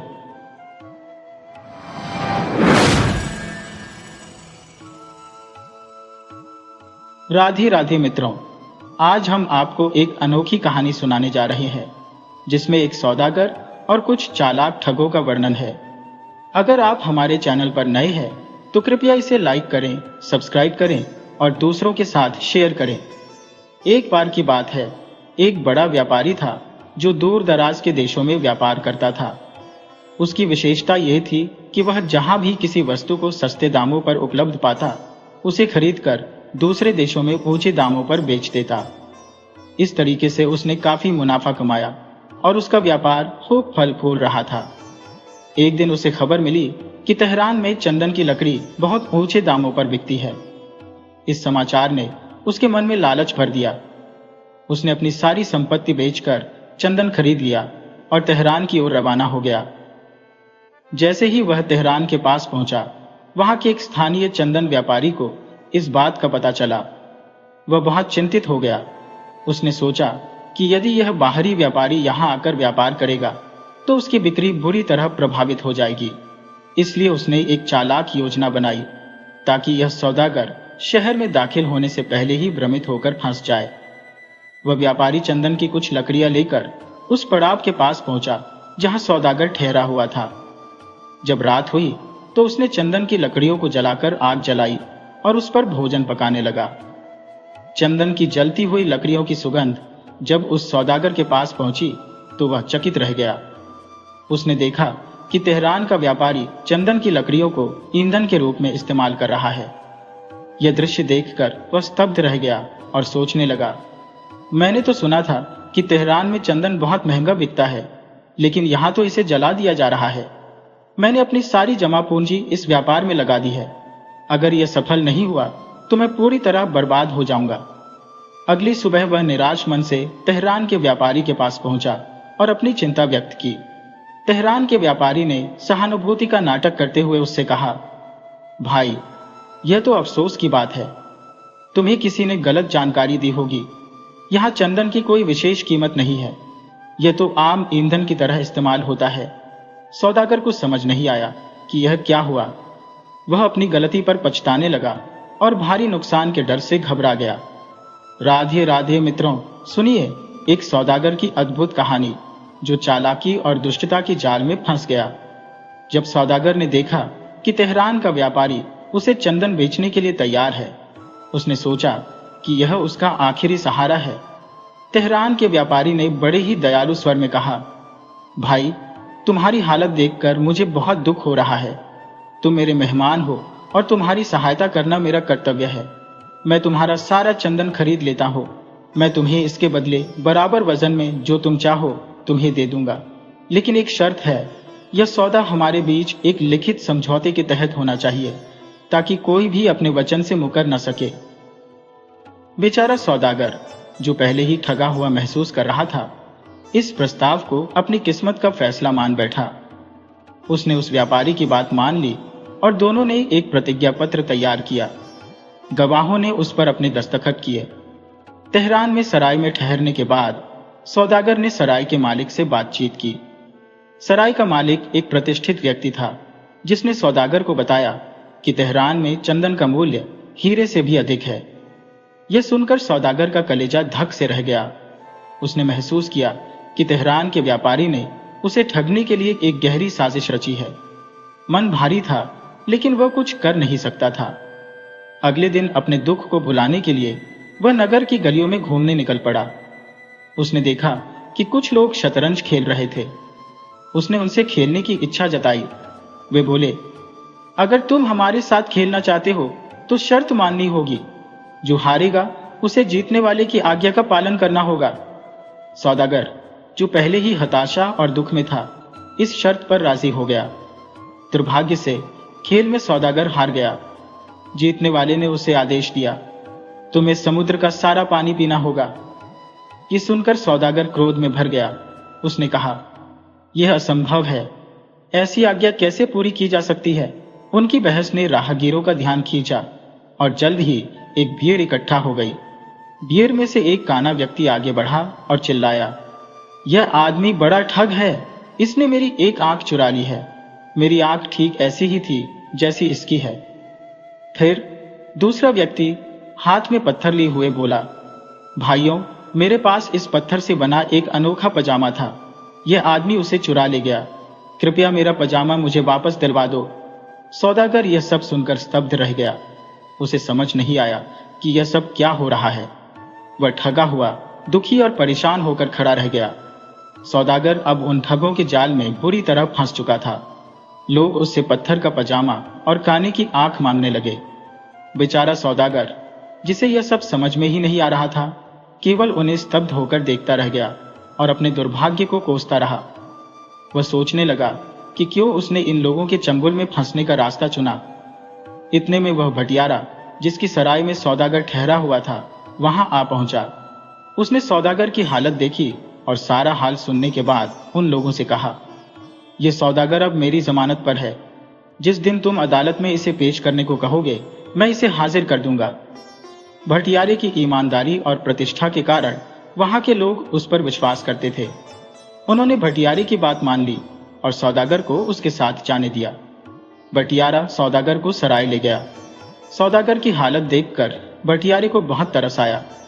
सराय पहुंचने पर सौदागर ने रोते हुए अपना पूरा किस्सा भटियारे को सुनाया। यह सुनकर भटियारे ने कहा, भाई, यह शहर ठगों और बदमाशों से भरा पड़ा है। तुम उनके जाल में बुरी तरह फंस गए हो, परंतु घबराओ मत। मैं तुम्हें एक उपाय बताता हूं, उससे तुम्हारा बचाव जरूर हो जाएगा। भटियारे ने अपनी योजना बताते हुए कहा, इस शहर के सारे ठगों और बदमाशों का एक उस्ताद है जो आंखों से अंधा है। ये सब ठग हर शाम उसके पास जाकर अपनी करतूतें सुनाते हैं और उससे नई तरकीबें सीखते हैं। आज रात तुम ठग का भेष बनाकर उस अंधे उस्ताद के पास पहुंच जाना। जो लोग तुम्हें फंसाने के लिए जिम्मेदार है, वे भी वहां आएंगे और अपनी बात बताएंगे। तुम ध्यानपूर्वक उनकी बातें सुनना। मुझे पूरा विश्वास है कि तुम्हारे काम की कोई बात जरूर सामने आएगी। सौदागर ने भटियारे की बात मानी और ठग का वेश बनाकर ठगों के अड्डे पर पहुंच गया। वहां एक कोने में छिपकर बैठ गया और इंतजार करने लगा। थोड़ी देर में सभी ठग वहां आने लगे। सबसे पहले चंदन का व्यापारी वहां पहुंचा और अपनी कहानी सुनाने लगा। उसने अपनी चालाकी की खूब शेखी बघारी और कहा, उस्ताद, मेरी तरकीब सफल हो गई। लाखों का माल मेरे हाथ लग गया। अब तो हमारी किस्मत चमक गई। ये सुनकर अंधा उस्ताद जोर से हंसा और बोला, साहबजादे, तुम्हारी चालाकी का कमाल तो यह है कि खुद तुम सौदागर के पंजे में उल्टा फंस गए हो। जितना तुम खुश हो रहे हो, उतना ही पछताना पड़ेगा। चंदन का व्यापारी यह सुनकर सन्न रह गया। उसने घबराते हुए कहा, उस्ताद, भला वह मूर्ख सौदागर ऐसा क्या कर सकता है? उस्ताद ने हंसते हुए जवाब दिया, तुमने उससे जो इकरारनामा किया है, मान लो वह तुमसे कहे कि उसी वजह से अब मुझे पिस्सू लाकर दो, तो सोचो तुम पिस्सू कहां से लाओगे? यह सुनते ही चंदन का व्यापारी अवाक रह गया। वह सोचने लगा कि अब क्या किया जाए। उसने बड़बड़ाते हुए कहा, जो होगा देखा जाएगा। नियत तिथि पर भटियारा सौदागर को लेकर अदालत पहुंचा। वहां पर चारों ठग भी मौजूद थे। काजी ने सबसे पहले चंदन के व्यापारी का मामला पेश किया और सौदागर से पूछा, इस मामले में तुम्हारा क्या कहना है? सौदागर ने विनम्रता से कहा, मैं अपने वादे के अनुसार चंदन देने के लिए पूरी तरह तैयार हूं, परंतु इसके बदले में जो पिस्सू नामक जानवर है, उतने ही वजन में मुझे दिलवाया जाए जितना वजन मेरे चंदन का है। यह सुनते ही काजी ने तेहरान के व्यापारी की ओर देखा और गंभीर स्वर में कहा, यह सौदागर ईमानदार प्रतीत होता है। यह प्रतिज्ञा पत्र के अनुसार अपने माल की अदायगी करने को तैयार है। अब तुम्हारे वादे के अनुसार तुम्हें चंदन के बराबर वजन के पिस्सू उपलब्ध करवाने होंगे। अगर तुम ये कर सको तो चंदन ले लो, अन्यथा तुम्हारा दावा झूठा है। तेहरान का व्यापारी यह सुनकर हक्का बक्का रह गया। उसने सिर झुकाकर कहा, काजी साहब, यह असंभव है। मैं इतनी बड़ी शर्त पूरी नहीं कर सकता। काजी ने घोषणा की, इस स्थिति में यह मामला समाप्त होता है। सौदागर बेकसूर है और तुम्हारा दावा खारिज किया जाता है। अब काजी ने दूसरा मामला पेश किया। वह शतरंज खेलने वाले की शर्त का मामला था। शतरंज के खिलाड़ी ने काजी से कहा, सौदागर को मेरी शर्त के अनुसार समुद्र का सारा पानी पीना होगा। काजी ने सौदागर से पूछा, क्या तुम इसे पूरा करने को तैयार हो? सौदागर मुस्कुराते हुए बोला, मैं अपनी शर्त के अनुसार समुद्र का पानी पीने के लिए तैयार हूं, परंतु पहले वह सभी नदियां, झरने और जल के स्रोत बंद कर दिए जाए जो समुद्र में पानी गिराते रहते हैं। जब समुद्र में कोई नया पानी नहीं बहेगा, तब मैं इसे पीने की शुरुआत करूंगा। काजी ने शतरंज के खिलाड़ी की ओर देखा और कहा, तुम्हारी शर्त पूरी करना संभव नहीं है। यह मामला भी समाप्त होता है। सौदागर निर्दोष है। इसके बाद तीसरा मामला पेश किया गया, जो पत्थर के पजामे का था। ठग ने कहा, यह सौदागर मेरा पत्थर का पजामा चुरा कर ले गया। अगर यह पजामा वापस नहीं दे सकता तो इसकी कीमत के 1000 रुपये मुझे दिलवाए जाए। सौदागर ने उत्तर दिया, मैं पत्थर का पजामा सिलने को तैयार हूं, लेकिन इसके लिए पहले पत्थर का धागा लाकर दिया जाए ताकि मैं उसे सिल सकूं। काजी ने ठग से पूछा, क्या तुम पत्थर का धागा ला सकते हो? ठग ने निराश स्वर में कहा, यह संभव नहीं है। काजी ने घोषणा की, यह दावा भी झूठा है। सौदागर निर्दोष है। अब बारी आई चौथे ठग की, जिसने सौदागर पर उसकी आंख चुराने का आरोप लगाया था। उसने कहा, यह सौदागर मेरी एक आंख चुरा कर ले गया है, मुझे मेरी आंख वापस चाहिए। सौदागर ने बड़े ही शांत स्वर में कहा, यदि आपकी बात सच है तो पहले अपनी दूसरी आंख निकालें। मैं अपनी आंख निकालकर उसके साथ तोल दूंगा। अगर दोनों आंखों का वजन बराबर हुआ तो मैं अपनी आंख आपको दे दूंगा, अन्यथा आपका दावा झूठा सिद्ध होगा। यह सुनकर काजी ने ठग की ओर देखा और पूछा, क्या तुम अपनी दूसरी आंख निकालने को तैयार हो? ठग यह सुनकर घबरा गया और कांपते हुए बोला, नहीं, मैं ऐसा नहीं कर सकता, मेरा दावा झूठा था। काजी ने ठगों को फटकारते हुए कहा, तुम सबने इस निर्दोष सौदागर को झूठे मामलों में फंसाने की कोशिश की। अब मैं तुम्हें चेतावनी देता हूं कि यदि भविष्य में ऐसा किया तो तुम्हें कड़ी सजा मिलेगी।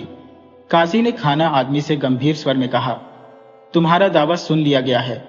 अगर तुम सच कह रहे हो कि सौदागर ने तुम्हारी आंख चुरा ली है तो पहले अपनी दूसरी आंख निकालकर पेश करो। सौदागर अपनी आंख निकालकर तुम्हारी आंख के साथ तोलने को तैयार है। अगर वजन बराबर हुआ तो तुम्हारा दावा सही मान लिया जाएगा, अन्यथा तुम्हें झूठ बोलने के जुर्म में दंडित किया जाएगा। ये सुनते ही खाना आदमी के होश उड़ गए। वह बुरी तरह डरकर कांपने लगा और गिड़गिड़ाते हुए कहने लगा, हुजूर, मुझसे बहुत बड़ी गलती हो गई। मेरा दावा झूठा था, कृपया मुझे माफ कर दीजिए। मैं इस पर कोई इल्जाम नहीं लगाना चाहता। काजी ने कठोर स्वर में कहा, तुमने एक निर्दोष व्यक्ति पर झूठा आरोप लगाया और उसे परेशान किया। तुम्हें इसके लिए सजा मिलेगी। सिपाही, इसे पकड़कर 15 कोड़े लगाओ और इसके बाद इसे जेल में डाल दो। सिपाही ने तुरंत उस झूठे व्यक्ति को पकड़ लिया और उसे सजा देने के लिए ले गए। अब तीसरे ठग की बारी आई, जिसने पत्थर के पजामे और कुर्ते का दावा किया था। काजी ने उससे पूछा, तुम्हारा दावा क्या है? वह डरते कांपते हुए बोला, हुजूर, इस सौदागर ने मेरा पत्थर का कुर्ता और पजामा चुरा लिया है, कृपया इसे मुझे वापस दिलवाएं। काजी ने सौदागर से पूछा, तुम अपनी सफाई में क्या कहना चाहते हो? सौदागर ने शांत स्वर में कहा, हुजूर, यह आदमी झूठ बोल रहा है। पत्थर का कुर्ता और पजामा बनाना ही असंभव है, लेकिन अगर यह मुझे पत्थर का धागा लाकर दे तो मैं इसके पत्थर के कुर्ते और पजामे को सिलवा दूंगा। काजी ने उस आदमी से कहा, अगर तुम्हारा दावा सही है तो पत्थर का धागा लेकर आओ। यह सुनकर ठग बिल्कुल चुप हो गया। पत्थर का धागा लाना असंभव था। वह डर और शर्म से कांपने लगा। काजी ने क्रोध में कहा, तुमने झूठा दावा करके अदालत का समय बर्बाद किया और एक निर्दोष व्यक्ति को परेशान किया। सिपाही, इसे पकड़कर 20 कोड़े मारो और जेल में डाल दो। सिपाही ने उसे पकड़ लिया और सजा के लिए ले गए। अब काजी ने तेहरान के व्यापारी की ओर देखा। वह पहले से ही भयभीत और हताश था। काजी ने कहा, तुमने इस भोले सौदागर के साथ छल कपट किया और इसे धोखा देकर इसका माल हड़पने की कोशिश की। यह तुम्हारी करतूतों का नतीजा है। तुम्हें जुर्माने के 2000 रुपये भरने होंगे, जिनमें से 1000 रुपये इस सौदागर को दिए जाएंगे। तेहरान का व्यापारी रोने और गिड़गिड़ाने लगा, हुजूर, मुझसे बहुत बड़ी गलती हो गई, मुझे माफ कर दीजिए, मैं अब ऐसा कभी नहीं करूंगा। काजी ने सख्ती से कहा, न्याय में माफी नहीं होती। तुम्हें तुम्हारी गलती का दंड अवश्य मिलेगा। जुर्माने की रकम तुरंत अदा करो। तेहरान के व्यापारी ने भारी मन से 2000 रुपये का जुर्माना अदा किया, जिसमें से 1000 रुपये सौदागर को दे दिए गए। काजी ने आखिरी ठग की तरफ गंभीरता से देखा और कहा, तुम्हारी शर्त पूरी करने के लिए सौदागर तैयार है, लेकिन जैसा उसने कहा है, पहले तुम उन सभी नदियों का पानी रोक दो जो समुद्र में गिरती रहती हैं। जब यह काम हो जाएगा तब सौदागर समुद्र का सारा पानी पीने के लिए तैयार है। यह सुनते ही ठग के होश उड़ गए। उसका चेहरा पीला पड़ गया और उसने गिड़गिड़ाना शुरू कर दिया। उसने काजी के पैरों पर गिरकर कहा, हुजूर, मुझसे बहुत बड़ी भूल हो गई। मैं अपनी शर्त वापस लेता हूं। कृपया मुझे माफ कर दीजिए। काजी ने खड़े स्वर में कहा, तुमने अपनी धूर्तता से एक निर्दोष व्यापारी को परेशान किया, इसलिए तुम्हें तुम्हारे अपराध की सजा अवश्य मिलेगी। सिपाहियों, इसे पकड़कर 20 कोड़े लगाओ और जेल में डाल दो। अगर भविष्य में यह फिर कोई धोखाधड़ी करता है तो इसे सख्त से सख्त सजा दी जाएगी। सिपाही ठग को पकड़कर कोड़े लगाने के लिए ले गए, परंतु सौदागर, जो स्वभाव से अत्यंत दयालु और सज्जन व्यक्ति था, ने ठग की हालत देखकर काजी से कहा, काजी साहब, इन लोगों ने मेरे साथ जो अन्याय किया है उसकी सजा तो इन्हें मिल ही चुकी है, लेकिन मेरा मानना है कि हमें दूसरों के अपराधों को माफ कर देने की उदारता रखनी चाहिए। अगर आप मुझे अनुमति दें तो मैं इन लोगों को माफ करना चाहता हूं। सौदागर की बात सुनकर काजी प्रसन्न हुआ और उसकी महानता की प्रशंसा करते हुए ठगों को माफ कर दिया। तीनों ठगों ने ईश्वर की शपथ खाई कि वे भविष्य में कभी किसी के साथ धोखाधड़ी नहीं करेंगे। इस प्रकार सौदागर ने अपनी बुद्धिमानी और दयालुता से न केवल न्याय प्राप्त किया, बल्कि ठगों को सही राह पर चलने की सीख भी दी। सौदागर ने अपने चंदन को ऊंचे दाम पर बेचकर काफी धन कमाया और खुशी खुशी अपने घर लौट गया। इस अनुभव ने उसे यह समझा दिया कि व्यापार के दौरान ठगों और धोखेबाजों से सतर्क रहना कितना जरूरी है। दोस्तों, अगर यह कहानी आपको अच्छी लगी हो तो इसे लाइक, शेयर और सब्सक्राइब करना न भूलें।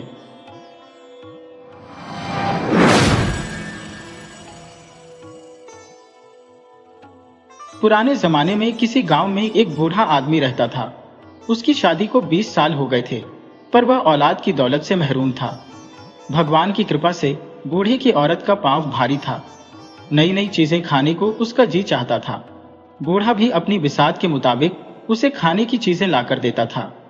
एक रोज बूढ़े की बीवी को खट्टे मीठे बेर खाने की बहुत ख्वाहिश हुई। गर्मी के मौसम में बेर कहाँ मिलते हैं। फिर भी बूढ़ा बेरों की तलाश में जंगलों में भटकता रहा। एक दिन जंगलों में इधर उधर बेर तलाश करते हुए वह एक तालाब के किनारे पहुंचा तो एक बेर की झाड़ी नजर आई। बूढ़े को बहुत खुशी हुई। वह अपने दोनों हाथों से बेर इकट्ठे करने लगा।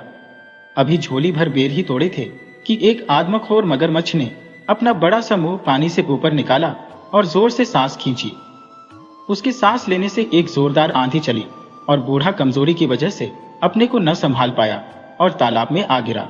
बूढ़ा अपने को संभालते हुए किनारे तक पहुंचना ही चाहता था कि मगरमच्छ ने इसके पांव ही पकड़ लिए। बूढ़ा उससे कहने लगा, भाई, खट्टे मीठे बेरों की तलाश में मेरे पांव घिस गए और फिर जब बेर मिले तो मेरे रास्ते में तू रोड़ा बनता है।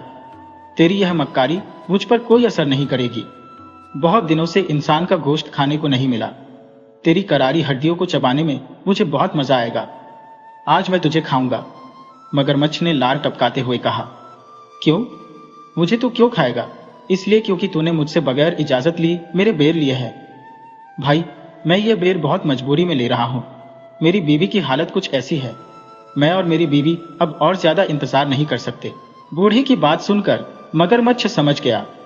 ओह, अगर यह बात है तो मैं तुझे नहीं खाऊंगा। तू अपनी राह ले, लेकिन मेरी एक शर्त है। क्या शर्त है? बूढ़े ने पूछा। अगर लड़का होगा तो तेरा और लड़की हुई तो मेरी। मंजूर कहकर वह बेरों की झोली संभालते हुए चल दिया। वह अपने दिल में सोचने लगा कि मगरमच्छ उसे फिर कहाँ मिलेगा, और अगर उसके यहाँ लड़का पैदा हुआ तो फिर तो परेशानी की कोई बात ही नहीं। बूढ़ा अपनी बीवी की आव भगत में कोई कमी नहीं करता था।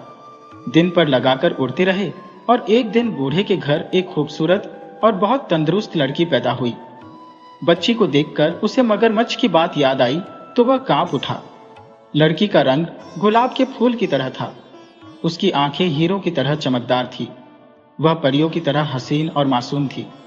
ऐसी मन्नतों और मुरादों की लड़की मगरमच्छ के पेट में जाए, यह सोचकर बूढ़ा दुख से कांपने लगा। उसने सोचा कि अब वह कभी तालाब के किनारे नहीं जाएगा। बारिश का मौसम आया और नदी में बाढ़ आ गई।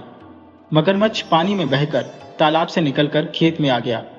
अब उसे आसानी से शिकार मिलने लगा। एक दिन बूढ़ा खेत से सब्जी तोड़कर ला रहा था तो रास्ते में मगरमच्छ ने उसे रोककर सवाल किया, क्यों बे बूढ़े, मुझसे छुपता क्यों है? तू मुझसे छुपकर कहां भागेगा? सीधी तरह बता, तेरे यहां लड़की हुई या लड़का? लड़की हुई है? बूढ़े ने सहमी हुई आवाज में कहा।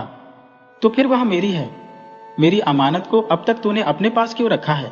क्या तू अमानत में खयानत करना चाहता है? इतनी छोटी बच्ची को तुझे कैसे दे दूं? बूढ़े ने कहा। 14 साल पहले तूने मुझसे वादा किया था। क्या वह अब भी बच्ची है? तू बाप की नजर से देखता है, वह अगर बूढ़ी भी हो जाएगी तब भी वह बच्ची ही रहेगी। तू मुझे अब और बेवकूफ नहीं बना सकता। मैं तुझे चैन से रहने नहीं दूंगा। देख, अगर तूने लड़की को कल ही लाकर मुझे नहीं दिया तो मैं तुम तीनों को एक एक कर खत्म कर दूंगा। मगरमच्छ ने कहा। वह मेरी बेटी है, अपना खून तुझे मैं कैसे दे दूं? लोग क्या कहेंगे? बूढ़े ने सवाल किया। लोग क्या कहेंगे वह मैं नहीं जानता। तू क्या कहता है? वादा खिलाफी करना चाहता है? मगरमच्छ ने गुस्से से चिल्लाकर कहा। नहीं नहीं, यह बात नहीं है। मैं चाहता हूं कि मेरी बेटी को इस बात का पता न चले। और बूढ़ा कहते कहते रुक गया। तू क्या चाहता है बोल? मगरमच्छ ने कहा। मेरी लड़की को कमल का फूल बहुत पसंद है। तू अपनी पीठ पर एक कमल का फूल रखकर तालाब के अंदर पानी के नीचे बैठे रहना। जब लड़की खुशी से इसे लेने जाएगी तो इसे तू ले जाना। मगरमच्छ को यह तरकीब पसंद आई। दूसरे दिन जब बूढ़े ने अपनी बीवी को बताया तो लड़की की मां परेशान हो गई। वह अपने आप को कोस रही थी कि क्यों उसने बेर खाने की ख्वाहिश की। आज उसकी बेटी मौत के मुंह में जा रही थी। भगवान उसे मौत क्यों नहीं देता? उसका दिल रो रहा था, लेकिन वह लड़की से कह रही थी, बेटी, कितने दिन हुए नानी के घर तू नहीं गई? वह तुझे याद कर रही है। तू आज अपने बाप के साथ नानी के घर जाएगी। 2 दिन रहकर वापस आ जाना। बूढ़ी की बेटी मगरमच्छ को सामने देखकर घबरा गई और चीखने लगी, लेकिन उसकी चीख जंगल में गूंज कर रह गई। पर उसका बाप वापस नहीं आया। मगरमच्छ उसको अपने बड़े बड़े पंजों में पकड़कर तालाब के दूसरे किनारे एक गुफा के अंदर ले गया और वहां लड़की को छोड़कर वापस आ गया। ननिहाल जाने की बात सुनकर बेटी को खुशी हुई। उसके लिए मामू का घर जन्नत से कुछ कम नहीं था। वहां की हर चीज उसे पसंद थी। वहां का चांद खूबसूरत था, वहां के फूल खूबसूरत और फल रसीले थे। नानी के घर जाने की खबर सुनकर वह खुशी से नए कपड़े पहनकर तैयार हो गई थी। बूढ़ा उसे लेकर जंगल और नाले पार करता हुआ उस तालाब के किनारे पहुंचा और बेटी को तालाब के किनारे बैठाकर बोला, बेटी, तू यहां बैठी रह, मैं अभी आया। बूढ़ा चला गया, लेकिन वापस नहीं आया। उधर बेटी को एक बेहद खूबसूरत कमल का फूल नजर आया। वह सोचने लगी कि इतना खूबसूरत कमल तालाब के बिल्कुल किनारे खिला है, लेकिन उसे अभी तक किसी ने हाथ नहीं लगाया। हो सकता है किसी की नजर उस पर न पड़ी हो। बूढ़ी की बेटी धीरे से पानी के अंदर गई। कमल के फूल की तरफ हाथ बढ़ाते ही कमल थोड़ा आगे खिसक गया। लड़की डर कर अपने बाप को पुकारने लगी, घुटने पानी हुआ है बाबा, कमल खिसकता जाता है। वह फिर आगे बढ़ने लगी। कमल फिर से खिसक गया। लड़की चीख कर अपने बाप को पुकारने लगी, छाती पानी हुआ है बाबा, कमल खिसकता जाता है। बाप वहां होता तो जवाब देता। उसे डर लग रहा था। वह सोच रही थी कि वापस चली जाए। उसी वक्त बड़ी बड़ी लाल आंखों वाला मगरमच्छ मुंह खोले पानी की सतह पर दिखाई दिया। बूढ़ी की बेटी मगरमच्छ को सामने देखकर घबरा गई और चीखने लगी, लेकिन उसकी चीख जंगल में गूंज कर रह गई। पर उसका बाप वापस नहीं आया। मगरमच्छ उसको अपने बड़े बड़े पंजों में पकड़कर तालाब के दूसरे किनारे एक गुफा के अंदर ले गया और वहां लड़की को छोड़कर वापस आ गया। लड़की की मासूमियत और खूबसूरती को देखकर उसे खाने का इरादा इस वक्त उसने छोड़ दिया। राहगीर जो तालाब में नहाने या पानी पीने आते थे, उन्हें वह पेट भरकर खाता और उस आदमी के पास खाने का जो सामान होता उसे लाकर इस लड़की को देता। लड़की इस गुफा में पड़ी रहती, पर मगरमच्छ के डर से वह कुछ बोलती नहीं थी। इस तरह दिन गुजरते गए। चारों तरफ इस तालाब का मगरमच्छ आदमखोर के नाम से मशहूर हो गया था। डर के मारे कोई राहगीर इस तालाब की तरफ नहीं आता था। मगरमच्छ भूख से बेकरार होने लगा। उसने तालाब की बड़ी बड़ी मछलियों को खाकर खत्म कर दिया। अब वह भूख के मारे मरने लगा। जंगल की गाय बकरी भेड़ भी वह भूख की शिद्दत में खा गया। अब उसके डर से वहां कोई जानवर भी पानी पीने नहीं आता था। जब उसे जोर की भूख सताने लगी तो वह बूढ़ी की बेटी के करीब आकर उसे अपनी लाल और ललचाई आंखों से घूरने लगा। बूढ़ी की बेटी समझ गई कि अब उसकी बारी थी, लेकिन मगरमच्छ ने उसे उस दिन नहीं खाया। सोचने लगा कि अब उसके दांतों में धार नहीं थी। उन्हें लुहार से तेज कराने के बाद उस लड़की को खाएगा। यह सोचकर वह लोहार के पास चला गया। इधर बूढ़ी की बेटी अपनी जान बचाने की तरकीब सोचने लगी। गुफा में जितने सोने चांदी के जेवरात मगरमच्छ ने लाकर रखे थे, उसने सबको इकट्ठा किया और एक टोकरी में रखकर सूखे पत्ते और छोटी छोटी लकड़ियों से उसे ढक लिया और अपने जिस्म पर कीचड़ लेपकर अपनी सूरत एक अंधी बुढ़िया जैसी बना ली और टोकरी कमर पर लाद कर लाठी टेकते टेकते जाने लगी। जैसे ही गुफा से बाहर निकली, उसी वक्त मगरमच्छ आ गया और दहाड़कर पूछने लगा, तू कौन है? बूढ़े की बेटी डर से कांपने लगी, लेकिन बाद में खुद को संभालते हुए कहने लगी, मैं आंधी बूढ़ी हूं, हड्डियों की लड़ी हूं। मेरे बदन में क्या है जो तू खाएगा? तू अपनी गुफा को जा, वहां तेरे लिए एक तंदुरुस्त लड़की मौजूद है, उसकी हड्डियां चबाने में तुझे मजा आएगा। मगरमच्छ उसे पहचान न सका। उसके मुंह में इंसानी गोश्त के मजे को सोचकर पानी आ गया और वह तेजी से गुफा के अंदर चला गया। बूढ़ी की बेटी उससे छुटका मिलते ही घबराकर दौड़ने लगी और घने जंगल में गुम हो गई। वह सोच रही थी कि जिस माँ बाप ने उसे धोखा देकर मगरमच्छ के हवाले कर दिया, वह उनके पास नहीं जाएगी। वह यही कुछ सोचते हुए घने जंगल में चली जा रही थी कि उसे शेर की गरज सुनाई दी। उसका दिल जोर जोर से धड़कने लगा। वह खौफ के मारे इधर उधर छुपने की जगह ढूंढने लगी। इतनी देर में एक हाथी के बराबर ऊंचा और बड़ा शेर उसके सामने आ गया। डर के मारे वह सामने एक बड़े बरगद के दरख्त के तने से चिपट गई और रो रो कर मजबूरन दरख्त से दरख्वास्त करने लगी, ऐ दरख्त, तू फट जा, मैं तुझ में समा जाऊं और तू बंद हो जा। यह सुनते ही दरख्त सचमुच फट गया और वह उसके अंदर चली गई और दरख्त बंद हो गया। एक दिन एक राजकुमार शिकार करने के लिए उसी जंगल में आया। वह दातुन के लिए एक शाख काटने लगा कि उसके कानों में ये आवाज आई, राजकुमार धीरे काट, कहीं मेरी आंख फूट न जाए, मेरी नाक काट न जाए, मेरा हाथ टूट न जाए। यह सुरीली आवाज सुनकर राजकुमार को हैरत हुई और वह दातुन लिए बगैर राजमहल वापस चला आया। वह रात भर उसी जादुई दरख्त के बारे में सोचता रहा।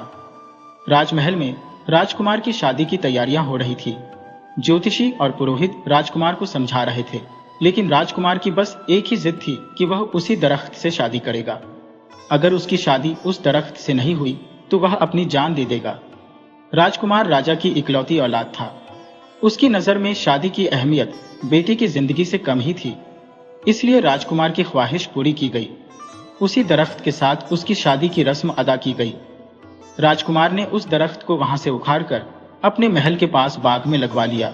बूढ़ी की बेटी रात गए दरख्त से निकलती और महल के अंदर जाकर सब काम पूरे करती और सुबह होते ही वापस दरख्त के अंदर चली जाती। एक रोज राजकुमार ने छुपकर बूढ़ी की बेटी के ये सब काम देखे। दूसरे दिन जब बूढ़ी की बेटी दरख्त से निकलकर महल के अंदर गई तो राजकुमार ने उस दरख्त को आग लगाकर भस्म कर दिया। बूढ़ी की बेटी दौड़ती हुई आई और बोली, तुमने यह क्या किया? इस पर राजकुमार ने कहा, इतना बड़ा महल है, तुम इसमें रह सकती हो, इस खूबसूरत बाग में घूम सकती हो, बेवजह इस दरख्त के अंधेरे में क्यों सड़ती रहती हो?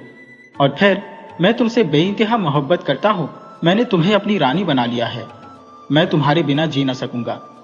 लड़की तो सिर्फ मोहब्बत की भूखी थी। लड़की को लगा कि जैसे सारे जहां की खुशी उसे मिल गई हो। उस दिन के बाद दोनों राजमहल में हंसी खुशी रहने लगे।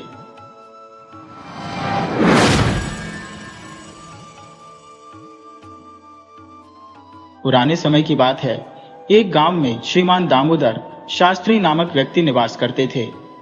शास्त्री जी अत्यंत विद्वान और उत्कृष्ट कवि थे, जिनकी विद्वता दूर दूर तक ख्याति प्राप्त थी। एक बार वे मिथिला से अपने गांव की ओर पैदल यात्रा कर रहे थे। मार्ग लंबा था और उन्हें समय समय पर विश्राम लेना पड़ता था। उनके पास खाने पीने के लिए थोड़े से सत्तू और लड्डू थे। उस दिन भीषण गर्मी थी और शास्त्री जी पसीने से लथपथ हो चुके थे। यात्रा के दौरान उन्हें एक सुरम्य जलाशय दिखा, जिसके चारों ओर घने और छायादार वृक्षों की श्रृंखला थी। वह स्थान इतना रमणीय था कि किसी भी थके हुए व्यक्ति की थकान को हरने में सक्षम था। जब शास्त्री जी वहां पहुंचे तो उनका मन प्रसन्न हो गया। उन्होंने एक घने वृक्ष की छाया में बैठकर विश्राम करने का विचार किया। जैसे ही वे लेटे, उन्हें गहरी नींद आ गई। काफी देर सोने के बाद उन्होंने जलाशय में स्नान किया। स्नान के पश्चात उन्होंने अपने लौटी में पानी भरकर सत्तू घोलना प्रारंभ किया। साथ ही थैले से 2 लड्डू निकाले और खाने की तैयारी करने लगे। उसी समय दूर से एक थका हारा और पसीने से तरबतर व्यक्ति लड़खड़ाता हुआ उनकी ओर आता दिखा। उसकी हालत देख शास्त्री जी ने उसे बड़े ही स्नेहपूर्वक आमंत्रित किया। आओ भाई, बैठो, पहले अपना पसीना सुखा लो। जब वह व्यक्ति कुछ राहत में आया तो शास्त्री जी ने उसे सत्तू पीने के लिए दिया, जिसे उसने कृतज्ञता पूर्वक स्वीकार किया। बातचीत के दौरान परिचय हुआ। वह व्यक्ति राजकुमार चंद्रदत्त निकला। राजकुमार ने आदरपूर्वक कहा, शास्त्री जी, आपकी विद्वता की चर्चे मैं दरबार में सुनता आया हूं। आप जैसे महानुभाव का सम्मान हमारे लिए गौरव की बात है। शास्त्री जी ने विनम्रता से पूछा, राजकुमार, आप इस निर्जन जंगल में पैदल कैसे आ पहुंचे? चंद्रदत्त ने गहरी सांस लेते हुए कहा, मैं अपने अश्व पर सवार होकर कुछ साथियों के साथ शिकार खेलने निकला था। एक हिरण का पीछा करते करते मैं अपने साथियों से बिछड़ गया। जंगल में गहराई तक पहुंचने पर एक जलाशय दिखा। मेरा घोड़ा और मैं दोनों प्यासे थे। जैसे ही अश्व ने पानी पिया, एक विशालकाय मगरमच्छ ने उसे अपने जबड़ों में दबोच लिया। मैंने उसे बचाने का भरसक प्रयास किया, किंतु वह असफल रहा। मेरा प्रिय अश्व मगरमच्छ का ग्रास बन गया। मैं दुखी मन से वहां से निकल पड़ा और भटकते हुए यहां तक आ पहुंचा। शास्त्री जी ने सांत्वना देते हुए कहा, राजकुमार, जीवन में हर घटना प्रभु की इच्छा से होती है। आप धैर्य रखें और कुछ भोजन ग्रहण करें। शास्त्री जी ने आत्मीयता से चंद्रदत्त को 2 लड्डू दिए और स्वयं भी 2 लड्डू लेकर खाने लगे। भोजन के पश्चात उन्होंने जल ग्रहण किया और फिर दोनों विश्राम हेतु लेट गए। वार्तालाप के दौरान चंद्रदत्त अपने राज्य के विविध पहलुओं का वर्णन करने लगे। इसी बीच शास्त्री जी की दृष्टि सरोवर के किनारे बैठे एक कौवे पर पड़ी। वह कौवा अत्यंत विचित्र ढंग से व्यवहार कर रहा था। वह अपने चोंच को बार बार पानी में डुबोता और फिर एक पत्थर पर रगड़ता, मानो किसी अनकही गुत्थी को सुलझाने का प्रयास कर रहा हो। यह दृश्य देखकर शास्त्री जी के मन से सहज ही 2 काव्य पंक्तियां निकल पड़ी। घिसता है, रुक रुक लगता पानी, तेरे मन की बात करिए, मैंने सब कुछ जानी। राजकुमार चंद्रदत्त ने विस्मय से शास्त्री जी की ओर देखा और कहा, शास्त्री जी, यह तो विलक्षण काव्य है। आपकी ख्याति सचमुच औचित्यपूर्ण है। आपकी कवित्व शक्ति अद्वितीय है। शास्त्री जी मुस्कुराए और बोले, राजकुमार, यह तो उस कौवे की चतुराई देखकर अनायास ही निकल आया, परंतु प्रकृति के ऐसे रचनात्मक दृश्य कभी कभी मानव मस्तिष्क में गहरी छाप छोड़ देते हैं। चंद्रदत्त ने वह पंक्तियां हृदयस्थ कर ली और उनसे आग्रह किया कि वह इन्हें फिर से दोहराए। शास्त्री जी ने काव्य को पुनः पाठ किया। दोनों ने एक दूसरे से विदा ली और अपने अपने मार्ग पर अग्रसर हो गए। जब चंद्रदत्त अपने महल पहुंचे तो वह पंक्तियां अक्सर गुनगुनाने लगे। उनके लिए वह पंक्तियां केवल एक कवि की कल्पना नहीं थी, बल्कि उसमें प्रकृति और मानव मन की अद्भुत अभिव्यक्ति दिखाई देती थी। चंद्रदत्त, जो कि एक योग्य और प्रजावत्सल युवराज थे, जल्द ही मगध के राजा बनने वाले थे। लेकिन राज्याभिषेक के इस सुखद अवसर पर विघ्न आ खड़ा हुआ। वृद्ध राजा की अकस्मात मृत्यु ने उन्हें शोक में डाल दिया। नई जिम्मेदारियों के साथ चंद्रदत्त को राज्य की बागडोर संभालनी पड़ी। दूसरी ओर कुछ धूर्त और स्वार्थी मंत्री सत्ता हथियाने के लिए षड्यंत्र रच रहे थे। उनके षड्यंत्र का मुख्य अंग था राज्य का शाही हजाम गोपाल। उन मंत्रियों ने गोपाल को अपने पक्ष में मिला लिया और कहा, यही वह उपयुक्त समय है जब हम सत्ता में बदलाव कर सकते हैं। भूतपूर्व राजा के शासनकाल में हमने जो अनियमितताएं की हैं, उन्हें छुपाने का यही अवसर है। अब चंद्रदत्त के विषय में गोपाल को भलीभांति ज्ञात था कि यदि उनकी योजना असफल हुई तो उन्हें कारागार में डाल दिया जाएगा। चंद्रदत्त दूरदर्शी और विवेकशील राजा थे, जिनका प्रजा पर गहरा प्रभाव था। षड्यंत्रकारी मंत्री ने चिंतित स्वर में कहा, इसलिए शीघ्र ही उन्हें परलोक की यात्रा पर भेजना अनिवार्य हो गया है। गोपाल ने कुटिलता भरे स्वर में कहा, आप निश्चिंत रहें मंत्री जी, शीघ्र ही मुझे चंद्रदत्त की सेवा में बुलाया जाएगा। मैं उनकी दाढ़ी बनाऊंगा और मेरा पहला वार ही आपकी समस्या को सदा के लिए समाप्त कर देगा।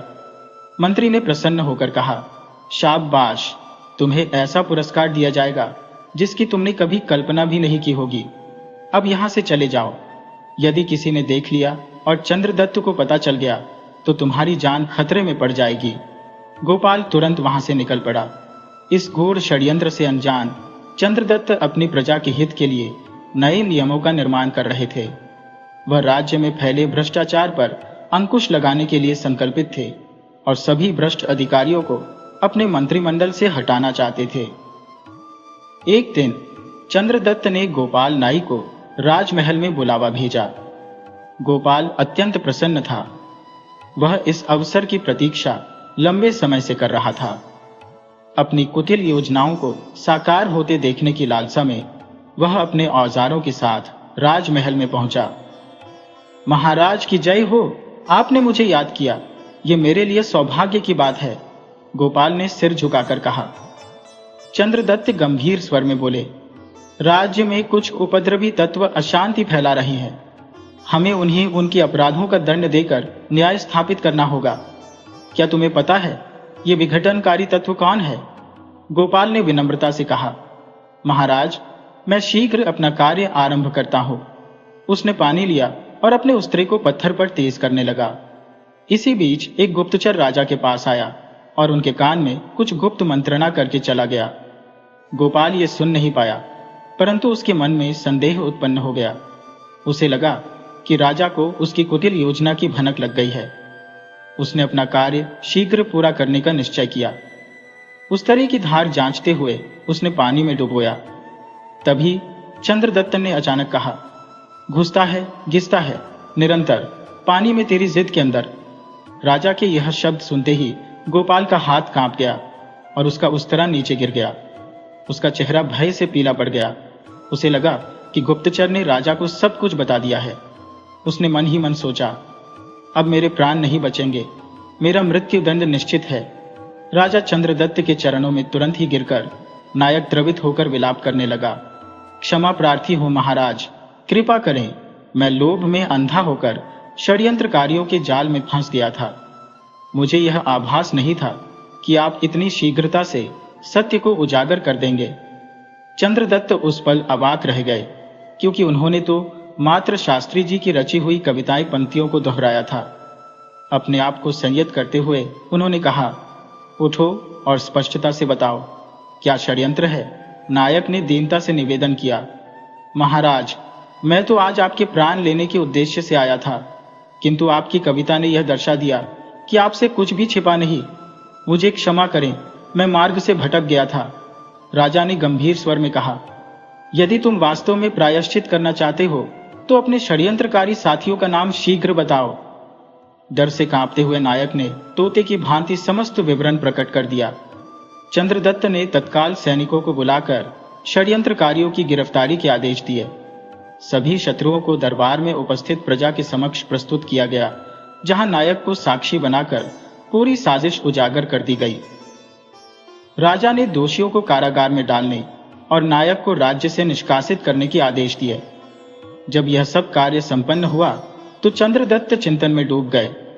उन्होंने अनुभव किया कि शास्त्री जी की एक कविता ने न केवल उनके प्राणों की रक्षा की, बल्कि उनके शत्रुओं का भी सदैव के लिए निवारण कर दिया। वह कविता उनके लिए जीवनदायिनी सिद्ध हुई। उनका हृदय कृतज्ञता से भर उठा और अगले ही दिन उन्होंने अपने विश्वस्त साथियों के साथ शास्त्री जी के निवास पर जाने का निर्णय लिया। जब राजकीय सवारी शास्त्री जी के घर के समक्ष पहुंची तो पूरा ग्राम विस्मय से भर गया। शास्त्री जी ने मगध नरेश और उनके अनुचरों का हार्दिक स्वागत किया। एकांत वार्ता के दौरान चंद्रदत्त ने कहा, शास्त्री जी, मैं जानता था कि आप विद्वान हैं, किंतु अब मुझे ज्ञात हुआ कि आप में कोई दिव्य शक्ति भी है। आपकी एक कविता ने मेरे प्राणों की रक्षा ही नहीं की, बल्कि मुझे संभावित संकट के प्रति सचेत भी किया। शास्त्री जी मुस्कुराते हुए बोले, महाराज, यह तो काली मां की असीम अनुकंपा का फल है। यह आपकी महानता है कि आप इसका श्रेय मुझे दे रहे हैं। चंद्रदत्त के मन में शास्त्री जी के प्रति सम्मान और अधिक बढ़ गया और उन्होंने अपने जीवन में उनके उपदेशों को सदा स्मरण रखने का संकल्प लिया। शास्त्री जी, मैं अत्यंत प्रसन्नता अनुभव करता हूं कि आपकी जैसी असाधारण विद्वत्ता ने न केवल मेरे प्राणों की रक्षा की, बल्कि मेरे शत्रुओं के नाश में भी मेरी सहायता की। निस्संदेह यह सब दिव्य शक्ति और ईश्वर की अनुपम कृपा का ही परिणाम है। मैं आपसे एक विनम्र निवेदन करना चाहता हूँ। यदि आप सहर्ष अनुमति प्रदान करें तो मैं अपनी इच्छा व्यक्त करूं। महाराज चंद्रदत्त बोले, शास्त्री जी, मैं चाहता हूं कि आप मेरी सहायता करें और मेरे राज्य के प्रधानमंत्री का दायित्व ग्रहण करें। मैं आपके नेतृत्व में राज्य को प्रगति और समृद्धि की ओर अग्रसर होते देखना चाहता हूं। यह मेरा स्वप्न है। शास्त्री जी ने गहन विनम्रता से कहा, महाराज, यह आपके द्वारा मुझे प्रदत्त परम सम्मान है, जिसके लिए मैं हृदय से कृतज्ञ हूं। किंतु क्षमा करें, मैं इस दायित्व का निर्वहन करने में असमर्थ हूं। मेरी आत्मा और कर्तव्य मेरी जन्मभूमि मिथिला से बंधे हुए हैं। मैं मिथिला का ऋणी हूं और इस ऋण का परिशोधन केवल उसकी सेवा में जीवन समर्पित कर ही कर सकता हूं। कृपया मुझे इस सेवा से विमुक्त रखें। राजा चंद्रदत्त ने गहरी प्रशंसा व्यक्त करते हुए कहा, धन्य है वह भूमि मिथिला, जिसने आप जैसे महान विद्वान और देशभक्त को जन्म दिया। मैं आशा करता हूं कि आवश्यकता पड़ने पर आप सदैव मेरे राज्य और मार्गदर्शन हेतु तत्पर रहेंगे। शास्त्री जी मुस्कुराते हुए बोले, निश्चित ही राजन, यह तो मेरा सौभाग्य होगा कि मैं आपके लिए कभी भी सहयोग प्रदान कर सकूं।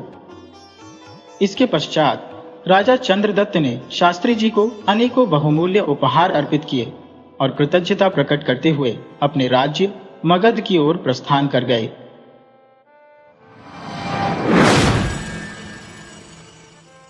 वीडियो अच्छी लगे हो तो इसे लाइक करें और ऐसे ही मज़ेदार कहानियों के लिए चैनल को सब्सक्राइब करें और बेल आइकन दबाएं। ज़्यादा से ज़्यादा अपने दोस्तों को शेयर करें। धन्यवाद।